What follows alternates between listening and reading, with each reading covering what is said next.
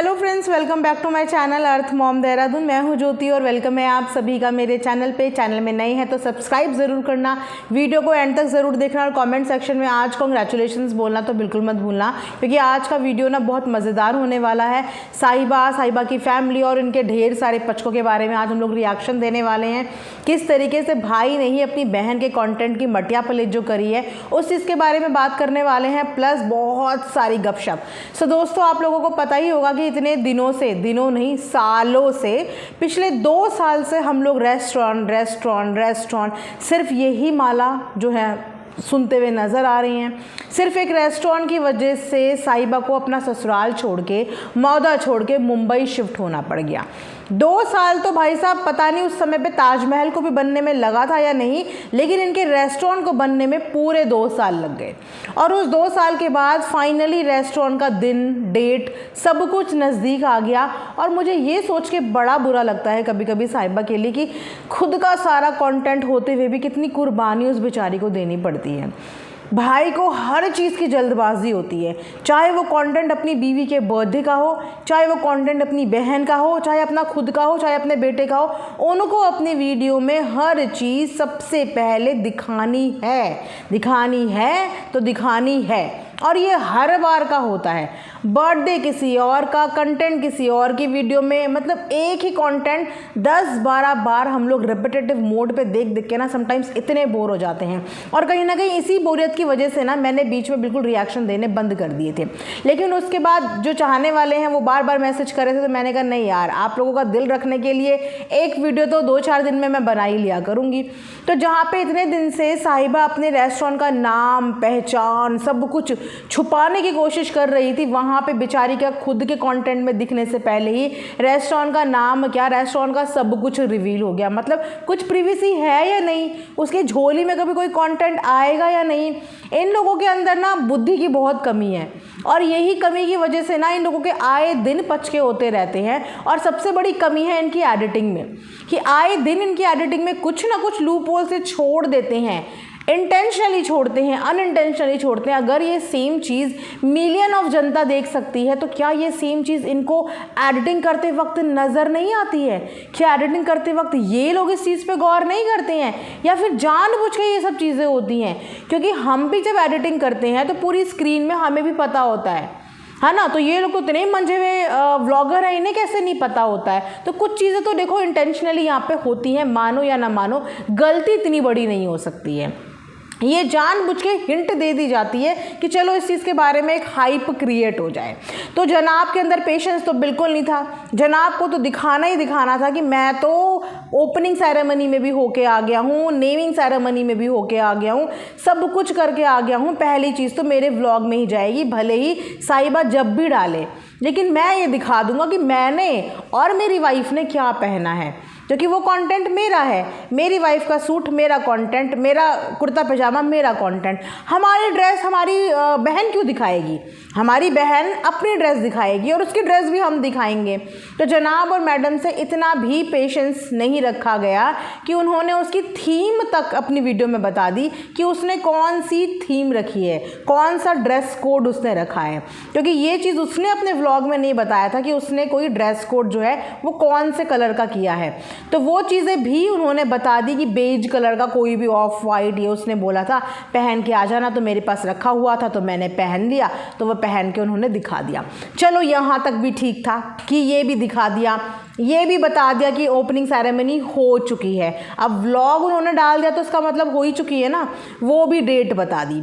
और तो और उस बेचारी के रेस्टोरेंट का नाम तक बता दिया। अब आप सोचोगे कि पूरे व्लॉग में तो नाम कहीं देखने को नहीं मिला। वैसे जितनी समझदार ऑडियंस है ना, कमेंट सेक्शन में जाके आप देखना, वो पहले ही देख चुकी हैं कि व्लॉग में इन्होंने कितना बड़ा पचका करा है।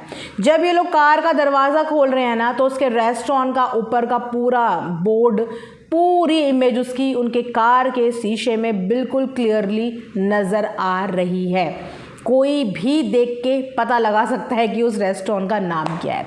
तो रेस्टोरेंट का नाम है खुशामदीद।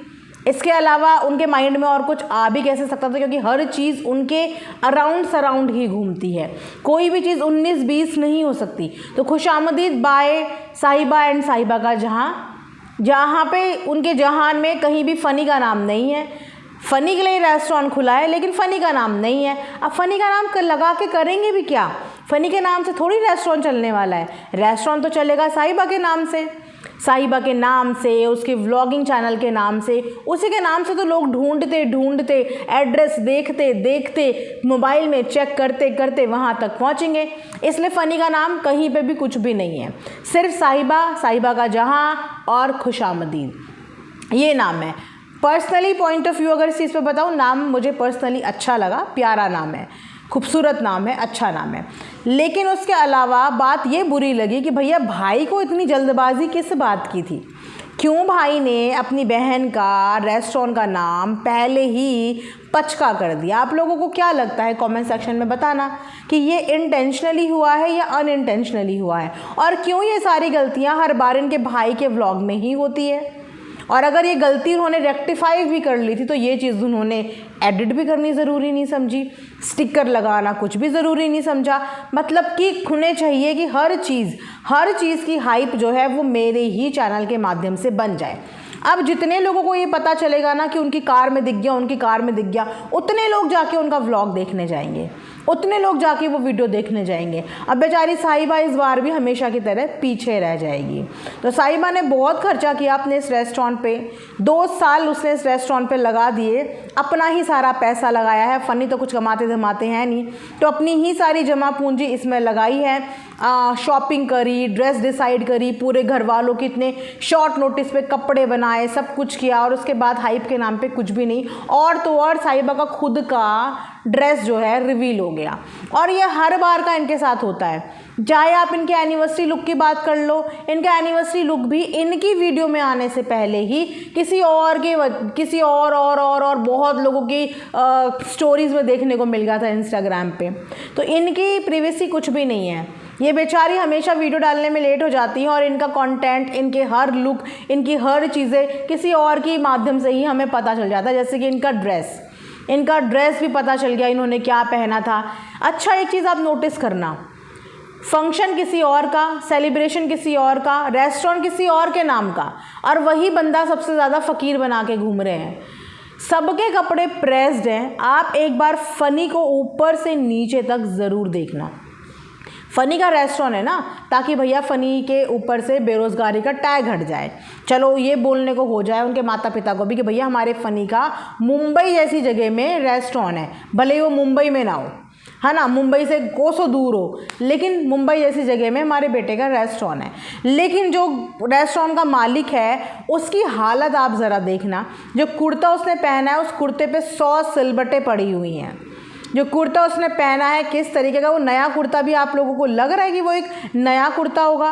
अनप्रेस्ड कपड़े, उनका ऊपर से लेकर नीचे तक का हुलिया देखो। तो मतलब ये चल क्या रहा है?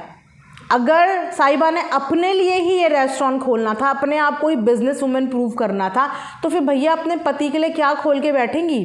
नाम रेस्टोरेंट का अपना, सुंदर अपने आप बन गई, कपड़े अपने आप ले लिए, सब कुछ अपने आप कर लिया, और उस बेचारे को बाहर चौकीदार की तरह खड़ा कर दिया। अभी तो व्लॉग में बहुत कुछ देखने को मिलेगा। अभी तो हमने आधी अधूरी चीज़ें ही देखी हैं। व्लॉग में पता चलेगा कि आखिर में उसकी कंडीशन वाकई में वेटर वाली है या ओनर वाली है, क्योंकि ऐसा लग रहा है कि नाम के लिए फ़नी का रेस्टोरेंट है, वहाँ पे बैठी आपको साहिबा ही मिलेगी। फ़नी तो अंदर ही कहीं कड़ची हिलाते हुए नजर आएंगे, क्योंकि ओपनिंग में ही पता चल गया है कि असलियत ओपनिंग के अंदर ही क्या है। तो इनके घर का ना कोई भी सिस्टम नहीं है, सारे सिस्टम ही इनके घर के बिगड़े हुए हैं। बिगड़े हुए इसीलिए हैं कि किसी को किसी खुशी का ध्यान नहीं है, किसी को किसी की प्रिवेसी का ध्यान नहीं है। सबको बस ये है कि बोलते हैं कि हमारा कंटेंट डिवाइड होता है, पर मुझे लगता है कि कंटेंट को लेके कंपटीशन होता है। भाई ने कुछ नहीं करना है, एक पैसे की मेहनत नहीं करनी है कंटेंट के लिए, बस इसका चुराना है, उसका चुराना है और मिक्स करके बना देना है।